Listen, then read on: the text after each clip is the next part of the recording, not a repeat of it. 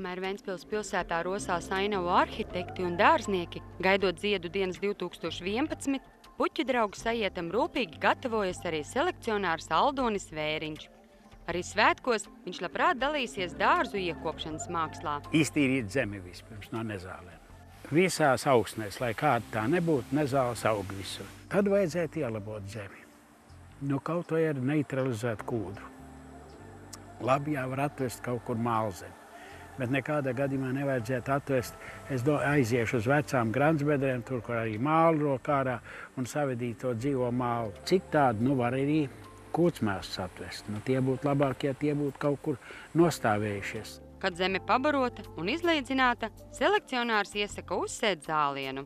Un tad tev paverās skats, ko tu gribi darīt.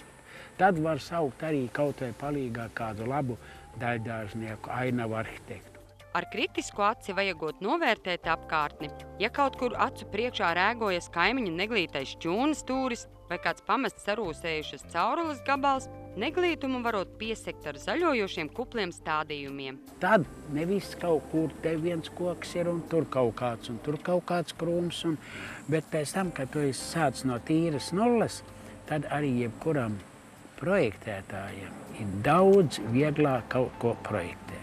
Dārzu iekopšana ir darbietilpīgs process, taču izvēloties pareizos augus un stādus, puķu dobes varot ierīkot pat ļoti aizņemti cilvēki. Sevišķi ērtas esot peonijas, īrisi un diendziedes. Šīs skaistules katru gadu nesot jāpārstāda un jādomā par sīpolu uzglabāšanu. Vasaras puķiem tikai priekšpusē, tur, ka pastīsies, ir alisītes. Ļoti labi smaržo, un tās alisītes iztais tādu kā robežu starp zālienu un manām peonijām. Ar lielu nepacietību Aldonis gaida Ventspils ziedu svētkus, kur atkal un atkal jau 34. reizi kopā pulcēsies puķu draugi, lai padalītos pieredzē, uzzinātu ko jaunu un iedvesmotos.